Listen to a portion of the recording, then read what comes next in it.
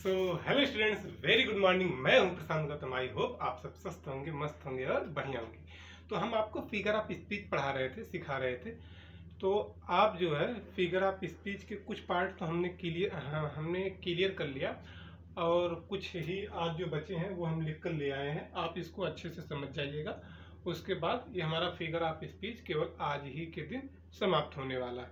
हाँ, अगर आप टेंस नहीं पढ़े हैं और पार्ट ऑफ स्पीच नहीं पढ़े हैं तो प्ले लिस्ट में जाकर अच्छे से आप पढ़ सकते हैं। वहाँ पर हम पूरे डिटेल में उसकी मतलब कि उसकी स्टेप बाय स्टेप पूरा वीडियो बनाया हूँ। ठीक, तो चलिए आज जो है, आज की तारीख है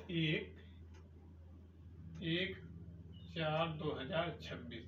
तो अब हम जो है पहले फिगर ऑफ स्पीच में हमने क्या पढ़ लिया था? सिमली पढ़ लिया था, मेटाफर पढ़ लिया था, हाइपरबोल पढ़ लिया था, ऑक्सीमोरॉन पढ़ लिया था, पढ़ लिया था। हाँ, एक बार ये शायद मैंने पढ़ लिया था, इसको दोबारा रिपीट हो रहा है, तो इसको थोड़ा सा एक बार फिर से पढ़ लीजिएगा। ऑक्सीमोरॉन हमने पढ़ लिया था, इलिट्रेशन पढ़ लिया था, और लिटोटिस पढ़ लिया था, पन पढ़ लिया था। तो ये सब चीज़ें जो हमने पढ़ लिया था, ठीक, ये प्रीवियस लेक्चर में। तो आज हम पढ़ने जा रहे हैं क्या?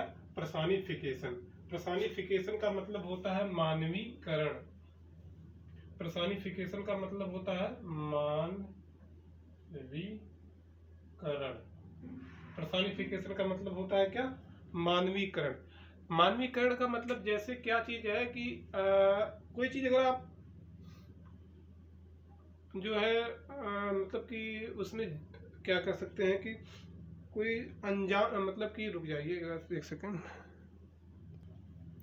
कोई ऐसा ऑब्जेक्ट है जो बेजान है, उसमें जान डाल देना। जान डालने का मतलब ये नहीं है कि वो हिलने डुलने लगेगा, नाचने कूदने लगेगा, नहीं, शब्दों से उसमें जान डाल देना, वो होता है क्या?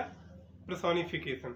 जैसे अगर हम कह दें कि आप सूर्य जैसे, आपके चेहरे की चमक सूर्य जैसी है, तो क्या है कि आपका जो चेहरा वो सूर्य जैसा चमक रहा है, दहक रहा, आग निकल रही है, नहीं, लेकिन जो सूर्य की जो चमक है ना, उससे आपके चेहरे की तुलना की गई है। बताया गया है कि इतना मान लिया गया कि आपकी जो चेहरे की जो चमक वो सूर्य जैसी है। ठीक, तो मान लिया जाता है, कोई चीज ऐसा मान लिया, मतलब कि मान लिया जाता है। जैसे अगर हम कह दें कि आपकी बुद्धि या विवेक या मेधा शक्ति, ठीक, जो है एक इंटेलिजेंट लड़के के समान है, तो वहां पर क्या है कि आपको मान लिया गया कि आप ये हो। ठीक, या कभी ये कहते हैं कि कोई मिमिक कोई करता है, जैसे कोई भी बड़े एक्टर होते हैं, उनकी मिमिक्री करता है, तो क्या है कि वो मान लिया जाता है कि हाँ ये ऐसा, ये एक्टर इनके जैसा इनके जैसा बोल रहा है। ठीक, तो वो आप ज़्यादा ना कहते हुए थोड़ा शॉर्ट में समझिएगा कि किसी बेजान चीज़ में, किसी बेजान ऑब्जेक्ट में या चीज़ में या शब्द में जान डाल देना। जैसे जो हमारे कवि होते हैं, ठीक, जो हमारे लेखक होते हैं, वो कोई भी प्राकृतिक चीज़ें होती हैं उनमें अपने शब्दों द्वारा उसमें जान डाल देते हैं। जान डालने का मतलब उसको बहुत इम्पैक्टफुल बनाते हैं, बहुत इंटरेस्टिंग बनाते हैं, तो वही जो है क्या हो जाता है? पर्सोनिफिकेशन। जैसे क्या है कि when an animal, bird, idea or object is seen in human beings, ठीक, ये सब चीजें जो है इनको जो मान लिया जा रहा है, ठीक, मान लिया जाएगा मतलब कि अब ज्यादा इसमें एक्सप्लेनेशन नहीं करेंगे, इतना आपको अब एग्जाम्पल के रूप में हम आपको समझा रहे हैं। क्या है कि the moon smile upon the rower कह रहा हूँ, रिवर। अब क्या है कि आप कभी चंद्रमा को मुस्कुराते हुए देखे हैं? चंद्रमा को आप कभी मुस्कुराते हुए देखे हैं? ऐसा पॉसिबल है कि चंद्रमा ऐसे हमारे जैसा मुस्कुरा रहा होगा? ऐसा नहीं होता है। लेकिन हम मान रहे हैं कि जो रिवर जहाँ है उसके ऊपर जो चांद जो दिख रहा है ना, वो चांद दिख रहा है, वो क्या है? मतलब मुस्कुराता हुआ दिख रहा है। मुस्कुराने का मतलब क्या हुआ कि जब हम मुस्कुराते हैं तो हमारे चेहरे की जो ये स्ट्रक्चर होता है, थोड़ा सा एक मसल्स इधर उधर खींचती हैं और हमको ये लगता है कि हम मुस्कुरा रहे होते हैं। ठीक उसी प्रकार से जैसे जब चांद रिवर के सामने होता है और उसकी जो शैडो होती है, परछाई होती है, वो रिवर में पड़ती है, मतलब नदी में पड़ती है, और नदी का पानी हमेशा आगे मतलब बहता रहता है, तो वो ऐसा माना जाता है कि चांद मुस्कुरा रहा है। ठीक, तो यहाँ पर मान लिया जा रहा है कि चांद भाई मुस्कुरा रहा है, तो ये क्या हो जाएगा, हमारा पर्सनिफिकेशन हो जाएगा। ठीक, अब जो है अब हम पैराडॉक्स के बारे में पढ़ेंगे। तो पैराडॉक्स क्या होता है? पैराडॉक्स क्या हो जाता है? A statement that is contradictory in itself makes a reader to think an innovative way. ठीक, अब इसमें क्या है कि जैसे इसमें ये बताया जा रहा है, कॉन्ट्राडिक्टरी का मतलब अपोजिट, जो दो बातें होती हैं दोनों के अपोजिट, मतलब कि क्या है कि दो बातें हैं दोनों एक दूसरे के अपोजिट हैं। ठीक, जैसे क्या है कि आप मरने के बाद हंसते हुए बहुत अच्छे लगते हैं। मरने के बाद हंसते हुए बहुत अच्छे लगते हैं, ऐसा पॉसिबल हो सकता है? ये है ना कि अगर आदमी पहले मर गया तो अब वो कैसे हंसेगा जब वो नॉन लिविंग हो गया। तो ठीक उसी प्रकार से कि कोई एक शब्द रहेगा, कोई एक बातें रहेगी, उसका कोई डायरेक्ट विरोध करने वाला रहेगा, मतलब उसकी अपोजिट कोई बातें होती रहेंगी। ठीक, आप समझ पाए होंगे ना कि जो है एक कोई शब्द है, अगर मैं कह रहा हूँ खुशी तो वो कोई गम चिल्ला रहा है। ठीक, वैसे ही एक दूसरे के दो बातें रहेंगी, एक बातों का कॉन्ट्राडिक्टरी दूसरी बात रहेगी। कॉन्ट्राडिक्टरी मतलब अपोजिट, एक बात की कॉन्ट्राडिक्टरी दूसरी बात रहेगी। जैसे एग्जाम्पल के रूप में अगर हमको समझना है तो you can save money by spending it, मतलब कि एक ये बता रहा है कि you can save money by spending it, मतलब कि आप पैसा बचा सकते हैं खर्च करके आप पैसा बचा सकते हैं खर्च करके। ऐसा पॉसिबल है कि आप पैसा खर्च पैसा उड़ा रहे हैं एकदम दबा के।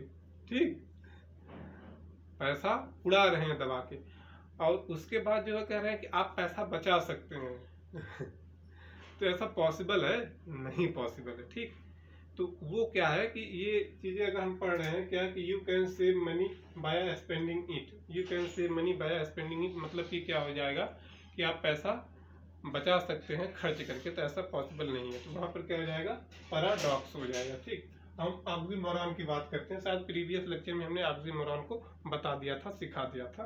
तो ऑक्सीमोरॉन में हम क्या बात करेंगे? ऑक्सीमोरॉन में हम बात करेंगे two contradictory word was creating drama, मतलब जहाँ पर ड्रामा वगैरह हो रहे होते हैं वहां पर दो वर्ड होते हैं, दो वहां पर बातें थी, यहाँ पर दो शब्द होते हैं जो एक दूसरे के कॉन्ट्राडिक्टरी होते हैं, दो शब्द होते हैं जो एक दूसरे के कॉन्ट्राडिक्टरी होते हैं। जैसे एग्जाम्पल के रूप में अगर हमको बताना रहेगा तो यहाँ पर कर देंगे the comedian was a seriously funny. क्या है कि अगर मैं ये कह दूं कि the comedian was a seriously funny, तो आपको क्या लगेगा? The comedian was seriously funny. और कोई बंदा अगर सीरियस है तो कभी फनी या जोक्स की बातें कर सकता है? जैसे मैं सीरियस हूं तो मैं आपको हंसा सकता हूं? नहीं।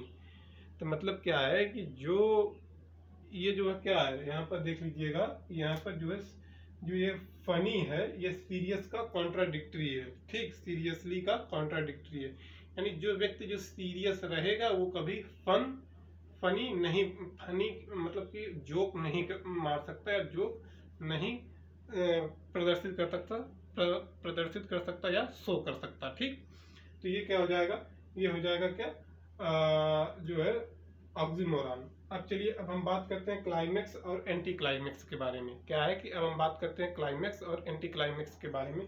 तो इसमें क्या है कि seriously idea in an ascending order, मतलब कि इसमें कोई ऐसी बातें रहेंगी जो एक असेंडिंग ऑर्डर में, जो एक फिर दो फिर तीन फिर चार फिर पाँच फिर छः, जो जीरो से लेकर 100 तक जुड़ जाएंगे। मतलब कोई वैल्यू, किसी को वैल्यू आदमी कम देगा, फिर उससे ज़्यादा उसकी वैल्यू देगा, फिर उससे ज़्यादा उसकी वैल्यू देगा। ठीक, तो वो हो जाता है क्लाइमेक्स।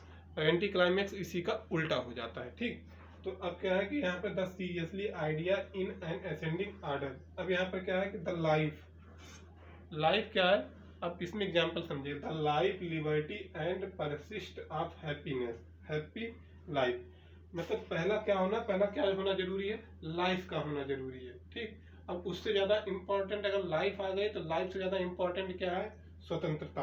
अब ये लाइफ से ज्यादा इंपॉर्टेंट क्या है कि अगर आपको जीवन दे दिया जाए और अगर आपको गुलाम बना दिया जाए तो उस गुलामी की उस लाइफ की कोई वैल्यू नहीं होगी, मतलब वो जो लाइफ है वो ज़्यादा वैल्यूएबल नहीं होगा, उस जीवन का कोई मतलब नहीं होगा। तो क्या है कि पहला क्या है, पहला लाइफ है, फिर उसके बाद क्या है, लिबर्टी, आज़ादी, फिर उसके बाद क्या है, the persist your happy life, मतलब कि आज़ादी मिलने के बाद अब उससे बेहतर की हम बातें क्या कर रहे हैं कि जो मेरा जो जीवन है वो बहुत खुशमय और सुख में बीते। ठीक, तो ये क्या हो जाएगा, यहाँ पर पहले लाइफ लिबर्टी, फिर and life liberty and persistent of happy life, तो ये क्या हो जाएगा, ये क्लाइमैक्स हो जाएगा। ठीक, अब हम एंटी क्लाइमैक्स की बारे में बात करें तो यहाँ पर क्या हो जाएगा, the serious idea and descending order, the serious idea and descending order, इसका मतलब ये हो गया कि